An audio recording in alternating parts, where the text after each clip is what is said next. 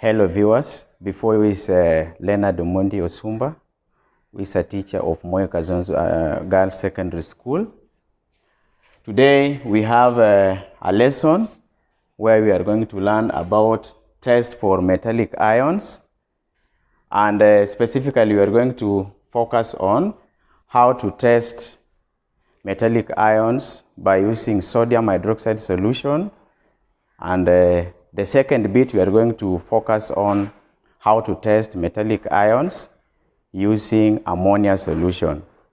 This is an area that is commonly tested in qualitative analysis, that is chemistry paper 3, and so all candidates are supposed to adequately prepare so that they can be able to test various metallic ions such as magnesium ions, calcium ions, zinc 2 ions, copper 2 ions, lead 2 ions, among other metallic ions. And this area rarely misses in an exam. It is always there. So you have to read into details, and you get to know the practical aspects of testing the metallic ions. So today we are going to begin with the test for copper 2 ions. Copper 2 ions is written as Cu2+ because it has an oxidation number of 2. So copper 2 ions, when tested using sodium hydroxide, then you expect observations at 2 levels. The first bit, if you add few drops of sodium hydroxide solution, then you expect the sodium hydroxide to produce hydroxide ions which react with the copper 2 ions to form copper 2 hydroxide. Now, copper 2 hydroxide is a blue precipitate. It forms a blue precipitate. This one, if you add few drops of sodium hydroxide solution, you expect a blue precipitate. If you add excess of sodium hydroxide solution, you still expect pale blue or blue precipitate to be observed. So we have before us the reagents. We have this one is copper 2 ion, solution of copper 2 ions prepared by dissolving copper 2 sulfate crystals in distilled water. So this one is copper 2 sulfate solution, but we are focusing on copper 2 ions. And then this one is a sodium hydroxide solution that has been prepared by dissolving sodium hydroxide pellets in distilled water to form a solution. So this one is an empty test tube that we are using. The first stage is we are going to put 2 ml of copper 2 sulfate solution into the test tube, and then we add few drops of sodium hydroxide. That one is few drops.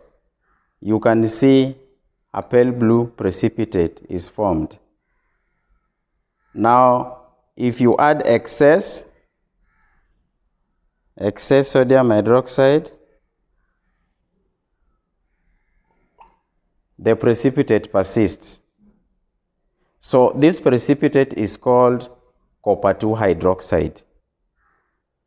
And so in a test, in an exam, if you are provided with a solid, and then you are supposed to test for copper 2 ions using that solid, maybe it's a solid T, then what you need to do is to first of all follow the instruction by first of all dissolving, taking a portion of the solid, then putting in a test tube, then you add distilled water based on the requirement. If it is 2 ml of distilled water, you add, and then you shake to dissolve. And then, once you have done that, then you add a few drops of sodium hydroxide solution, which is a bench solution, into the solution provided. And then what you expect is pale blue precipitate, or simply say blue precipitate, with a few drops of sodium hydroxide and also in excess. So this one is the sure test you expect.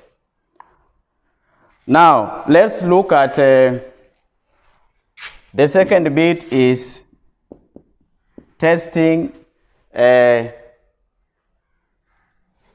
presence of copper 2 ions using ammonia solution. So suppose there is the solid provided, the reagent provided is suspected to contain copper 2 ions. Then when you add few drops of ammonia, you are actually supplying the hydroxide ion, because ammonia solution is a base. So the hydroxide ion reacts with the copper 2 ions in that test solution to form copper hydroxide.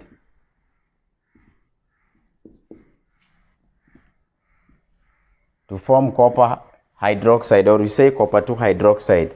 This one is a pale blue, or simply blue precipitate. This one is if you add few drops. Now if you add excess drops of ammonia solution to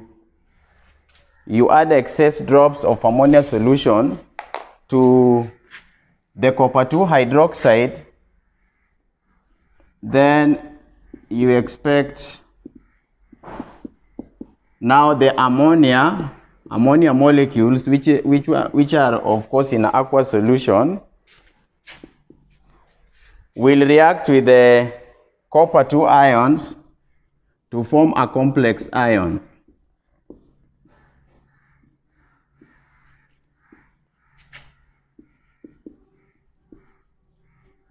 And then we also have the hydroxide ion here.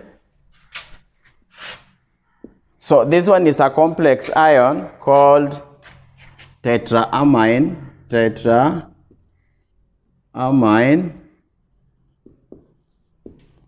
copper 2 ions. Tetraamine copper 2 ions, which is a deep blue solution. It's a deep blue solution. So this one is if you add excess ammonia solution.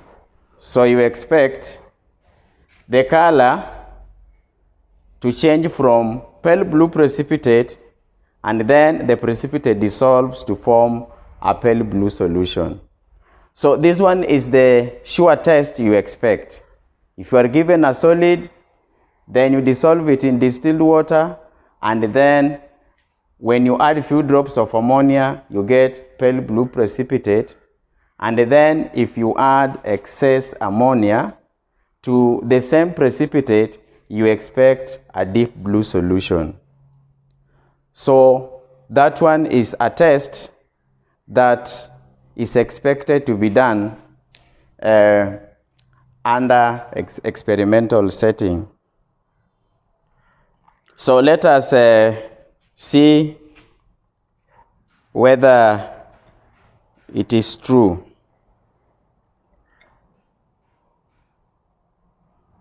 So this one is a solution of copper 2 ions.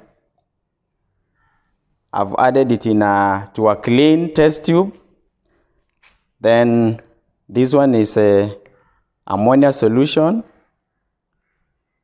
When I add few drops of ammonia solution to the copper 2 ions, I get a pale blue precipitate. This pale blue precipitate is because of the formation of copper 2 hydroxide. Now adding excess ammonia solution will dissolve the precipitate.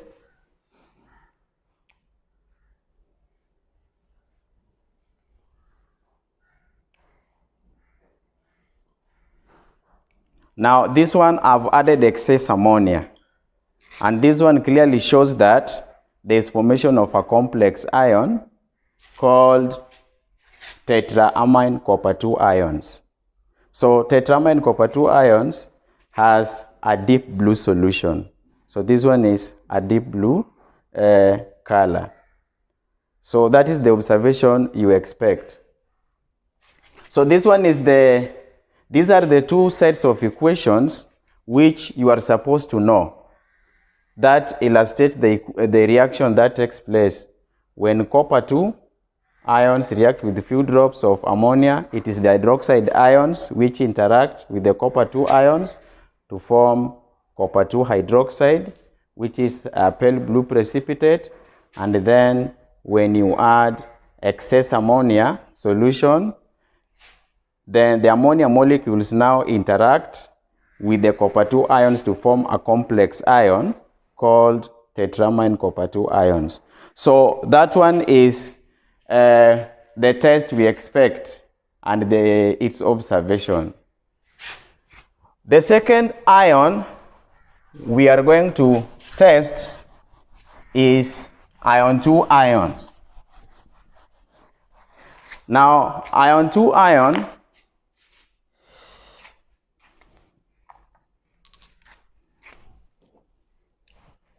Ion 2 ion is a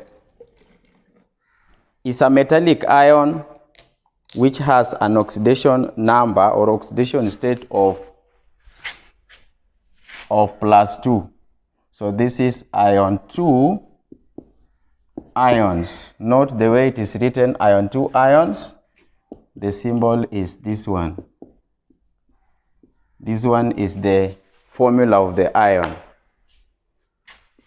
Ion 2 ions. So the first bit is to test the presence of ion 2 ions using sodium hydroxide solution. So when you add, so this is the ion 2 ion, when you add a few drops of sodium hydroxide solution to a test solution suspected to contain ion 2 ions, then the hydroxide ions OH minus reacts with the ion 2 ions. This is few drops of sodium hydroxide to form ion 2 hydroxide. Ion 2 hydroxide, which is insoluble. So this ion 2 hydroxide is normally a green precipitate. A green precipitate. Green precipitate. So that is the test. It's very unique when you are testing for ion 2 ions. You expect green precipitate. So the first bit is to rinse the test tube, and then I add 2 ml of solution containing ion 2 ions, and then I add few drops of sodium hydroxide and then excess, it produces a green precipitate. This one is a green precipitate. So the precipitate does not dissolve. When you add few then excess, it doesn't dissolve. So the equation is still the same. So we can say few or excess. If you add few or excess, then you still have the same. And then the next test is using ammonia solution. Now, using ammonia solution, ammonia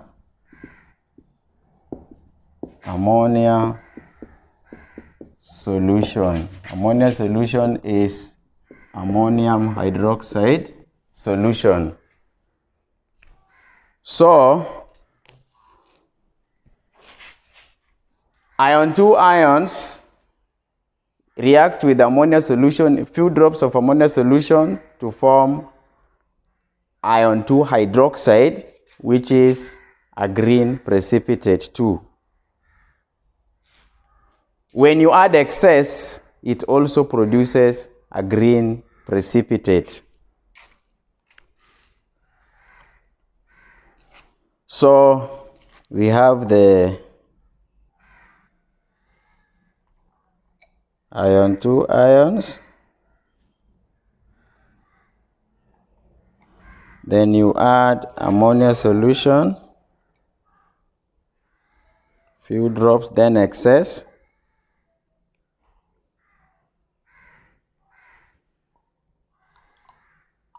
The precipitate does not dissolve, it forms a pale green precipitate.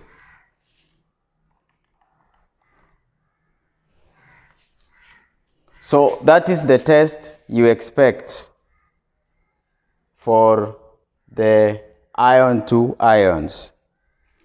Then the next test we are going to is test for the presence of lead 2 ions. Test for the presence of lead 2 ions. To begin with, we are going to use sodium hydroxide solution. Using sodium hydroxide solution. So, lead 2 ions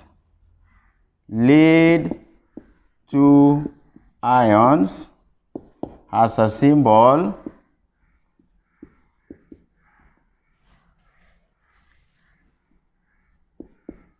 Pb. This one is plumbum, lead 2 ions.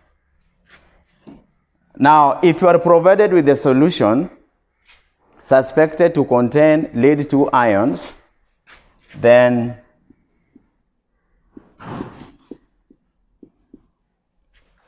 when you add few drops of sodium hydroxide, that is, you are supplying the hydroxide ion, then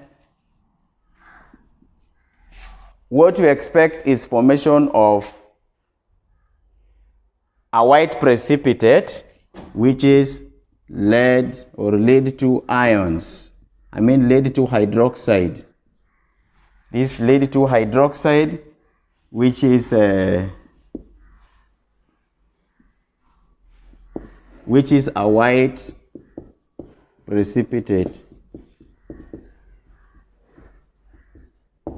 So it's a white precipitate, lead 2 hydroxide. So this is lead 2 hydroxide. Is an insoluble base, lead 2 hydroxide. So that is when you add few drops of sodium hydroxide. Now, if you add excess, then now to the precipitate formed, then what happens is that the white precipitate reacts with excess hydroxide ions added to form plumbate ion. This is called plumbate ion. This is plumbate ion.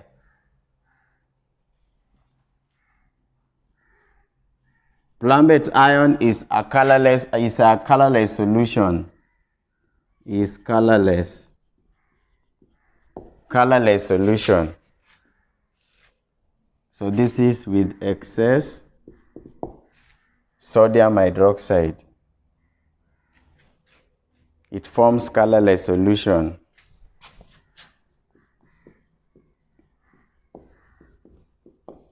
So this one is a complex ion. So with us here is lead 2, a solution containing lead 2 ions. It's a colorless solution. This one was prepared by dissolving lead 2 nitrate. Most of the salts of lead are insoluble. The most commonly used soluble salt of lead is lead 2 nitrate. So this lead 2 nitrate solution is a colorless solution. So we are going to measure 2 ml of lead 2, a solution containing lead 2 ions, and then we add and then what we have here is a solution of lead 2 ions. So when we add few drops of sodium hydroxide, it forms a white precipitate. This white precipitate is because of the formation of lead 2 hydroxide. This is the lead 2 hydroxide. So it is a white precipitate. Then when you add excess sodium hydroxide,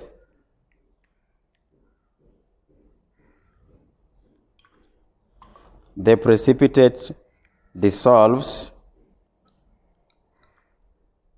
The precipitate dissolves.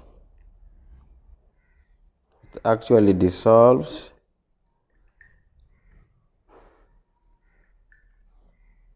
The precipitate dissolves to form plumbate ion. So the plumbate ion is the complex ion. This property of lead 2 hydroxide forming a complex ion with excess sodium hydroxide shows that lead 2 hydroxide is amphoteric hydroxide. It can also react with the hydrochloric acid or any other acid as a base. But in this case, it is reacting as an acid. So it forms a complex ion of the plumbate ion. So I want us to understand that there are many other metallic ions, though we have not captured them here in this experiment, which are normally tested.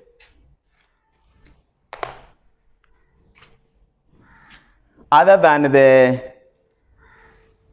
the copper 2 ions, the iron 2 ions, and the lead 2 ions, we also have zinc 2 ions. Zinc 2 ions. Now, zinc 2 ions is written as Zn2 plus aqueous.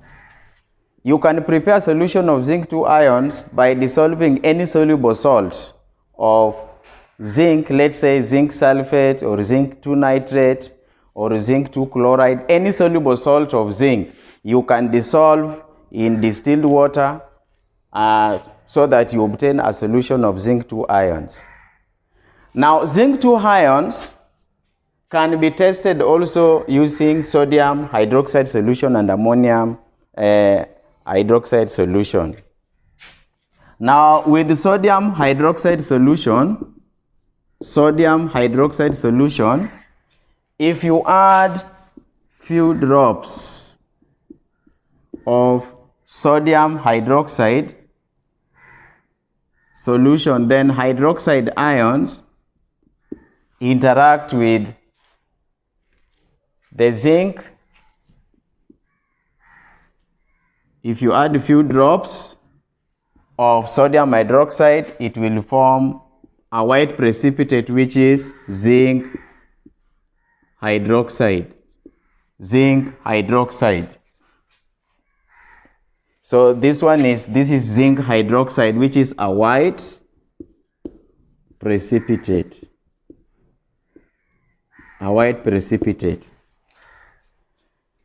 If you add a few drops of sodium hydroxide to the white precipitate, then you expect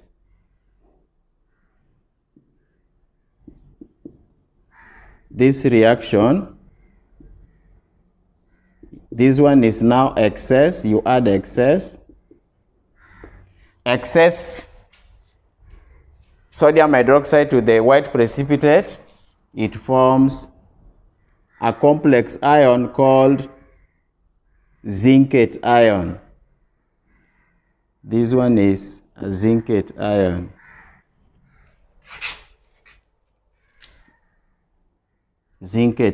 It has a charge of 2 minus. This one is a colorless solution.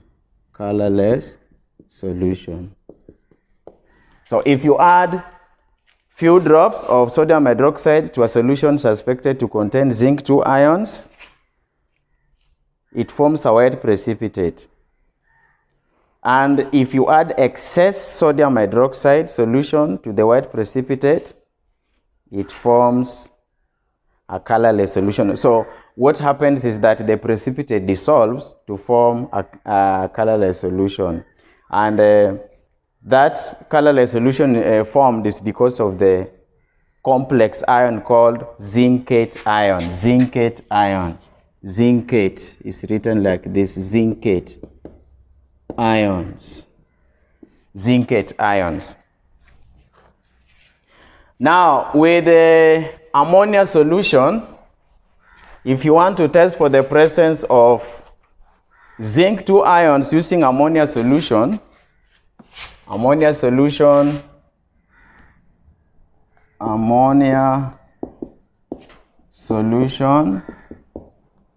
written as, at times it is written like this, or at times it is written like this, but it is aqueous.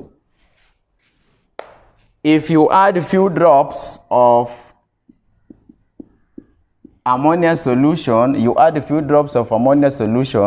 to a solution suspected to contain zinc 2 ions, then it is the hydroxide ions which react with the zinc 2 ions to form zinc hydroxide.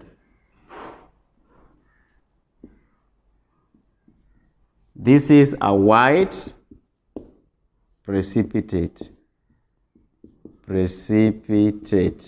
White precipitate.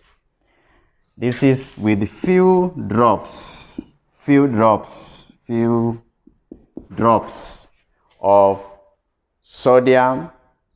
ammonia solution. Now excess. If you add excess ammonia solution to this white precipitate, then the zinc hydroxide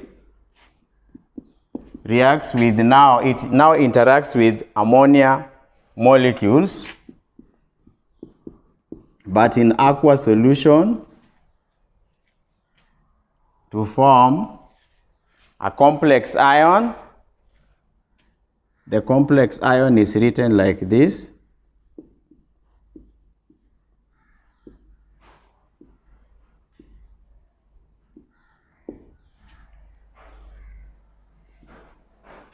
It has a charge of 2 plus. It has a charge of 2 plus because of the zinc 2 ions.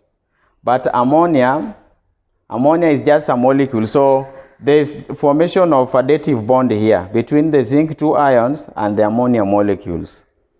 So this one is aqueous, then plus the hydroxide ion. So this one is called zincate ion. Zincate, not zincate ion, but tetraamine copper 2 ion, sorry, is called tetraamine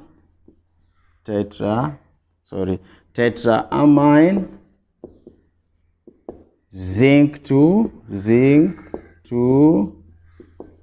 ions, which is a colorless solution. Colorless solution. So we have 4 ammonia molecules covalently bonded to the zinc 2 ions to form tetraamine zinc 2 ions. So in summary,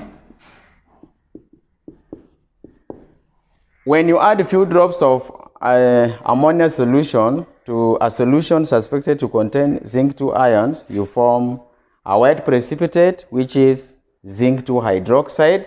When you add excess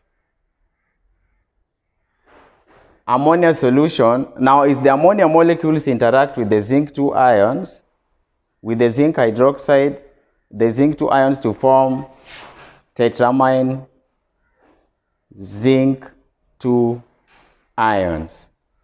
So this is the complex ion which is formed, and it explains why the white precipitate dissolves to form a colorless solution.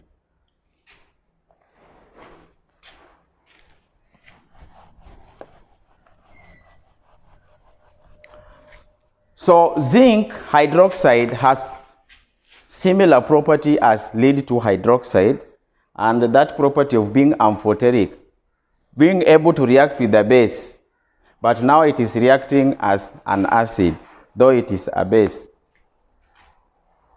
Now the next one is ion 3 ions.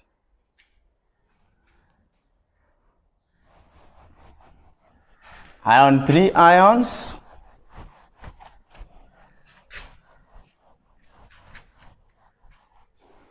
Ion 3 ions, ion 3 ions.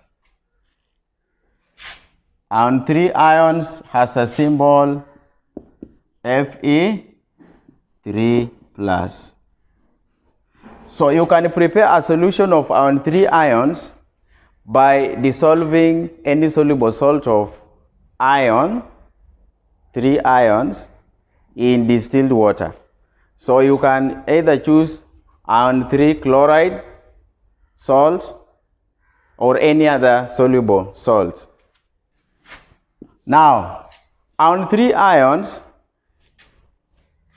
is normally responsible for brown solutions. Most of the brown solutions containing metallic ions is because of the ion 3 ions. If you add few drops of sodium hydroxide, so here let's say that you are adding sodium hydroxide. You add few drops of sodium hydroxide, then what you expect is formation of a red-brown precipitate, which is iron 3 hydroxide. Iron 3 hydroxide. This one is a red-brown precipitate. Red-brown precipitate. When you add few or excess, the precipitate does not dissolve.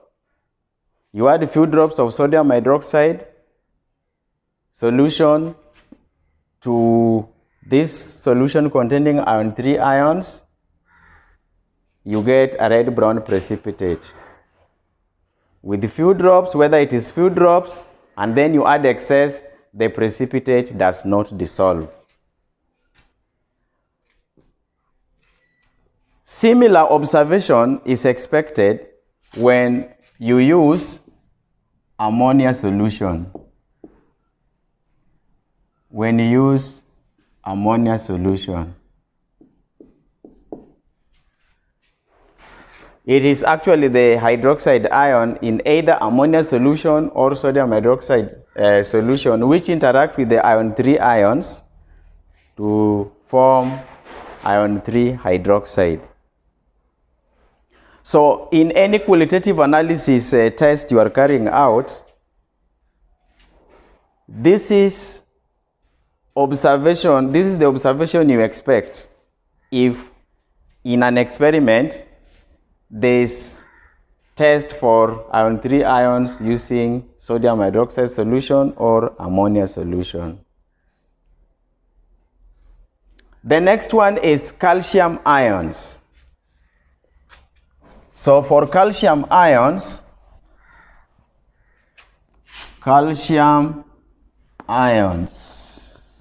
is written like this. This is calcium ions. Calcium ions. You know, calcium is a group 2 element, so it has a valency of 2, so it loses 2 valence electrons to form calcium ions. Now, the calcium ions can also be tested in exam. Now, let's see where we are using sodium hydroxide solution. Sodium hydroxide solution. When sodium hydroxide solution is added to the calcium ions, this is the calcium ions, then you add a few drops of sodium hydroxide solution. Then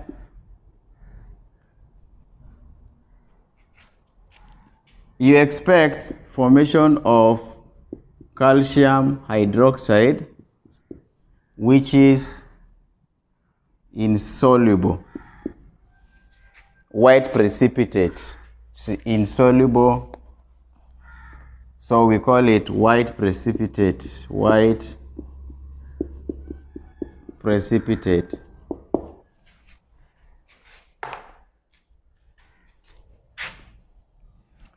So calcium ions react with the hydroxide ions from the sodium hydroxide to form calcium hydroxide, which is a white precipitate.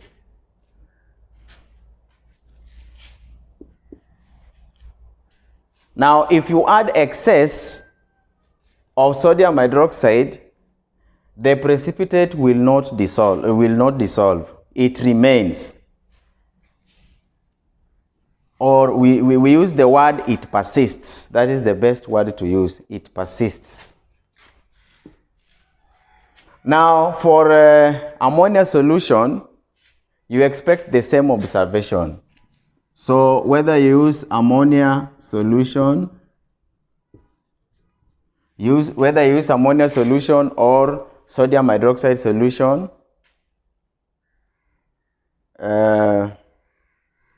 you expect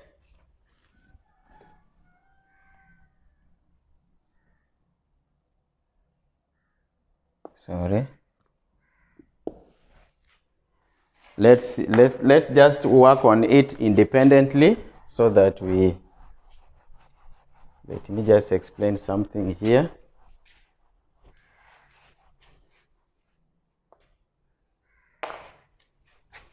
So let's just write using ammonia solution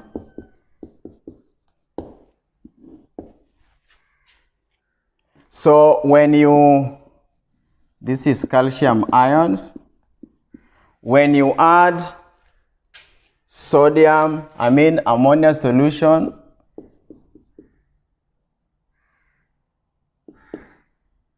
to calcium ions, a solution of calcium ions,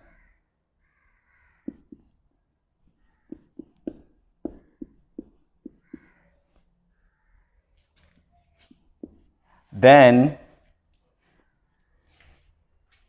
you'll observe a colorless solution.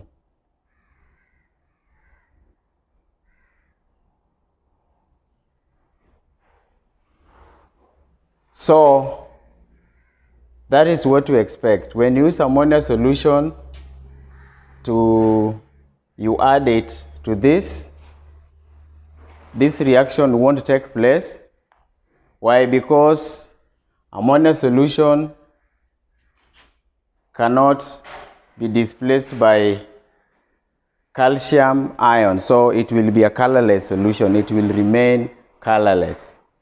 So far, that is the bit we have for testing of metallic ions. But allow me just to mention something about how to address this issue when it comes to now handling qualitative analysis table. There's normally a table like this. Let's say that you are testing for the presence of ion 3 ions. You are testing for the presence of ion 3 ions using sodium hydroxide solution. Now, we normally have a table with the 2 columns. The first column is normally the observation, and then the next column is normally for inference. So in a case whereby you are doing an experiment in an examination setting, and then you come across a table like this, once you have done you have followed the procedure, you have done the experiment, and then you have your observations ready. So if you are dealing with the sodium hydroxide, then you expect a red-brown precipitate when you add few drops of sodium hydroxide solution to a solution suspected to contain ion 3 ions. You expect, you say here for observation, you say red-brown precipitate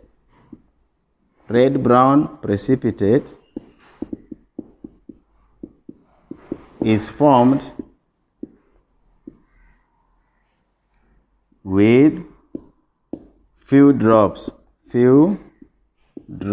of sodium hydroxide. Now, when you add excess and the precipitate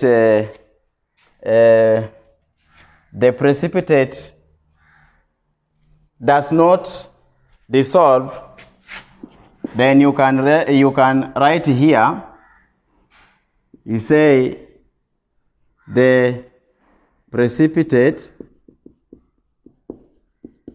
persists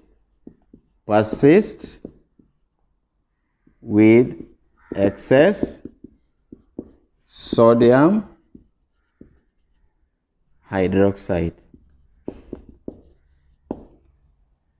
And then now, if this is the observation, you get, then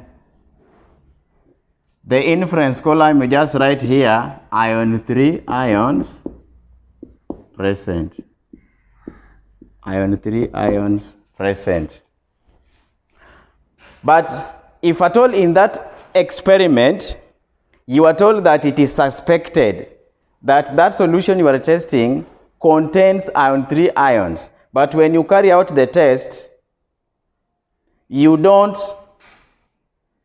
get this observation. You don't get insoluble red-brown precipitate. Then, because the test is negative, you are supposed to write, if the test is negative, here you write no insoluble red-brown precipitate formed. So you are supposed to write it like that. No insoluble red-brown precipitate is formed. Then in this column, you'll write ion 3 ions are absent. So that is how you are supposed to go. Now, the same trend has to be applied in all the other cases. So it is actually good to learn that one at your fingertips.